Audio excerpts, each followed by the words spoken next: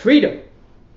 Freedom is never more than one generation away from extinction. We did not pass it on to our children in their bloodstream. It must be fought for, protected, and handed down to them to do the same. Since we are one step away from socialized medicine, and the Democrat Socialist Party are making socialized medicine a key part of their agenda, therefore it is important to ask the question, who is in control? That's what should be keeping you awake at night. Who is in control? Well, during the COVID virus, that showed us who really controlled our lives. Governors of certain states assumed dictatorial powers. The government assumed complete control over every aspect of our lives, from wearing masks to where we could shop. The interesting thing is that as the pandemic decreased, these governors did not give up their dictatorial powers. They simply loved it too much. George Orwell's 1984, has fiction become reality? Let's take a look at what has happened in other countries that have socialized medicine.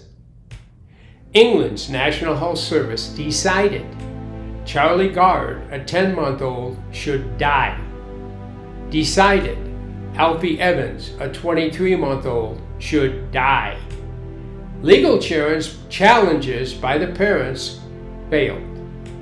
In effect, the courts ruled the parents had no rights. These children were property of the state.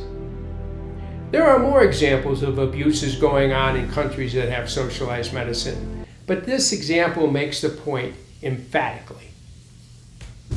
Abortion and euthanasia are necessary steps by the ruling class in order to control who lives, from who is born to when the elderly have a duty to die.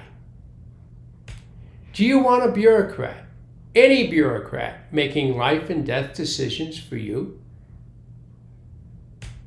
It can't happen here. I hear that all the time. It can't happen here. Article by Marilyn M. Singleton, MD, President of the American Association of Physicians and Surgeons. Free medical care, a deal with the devil. With regard to medical care, all medical necessary.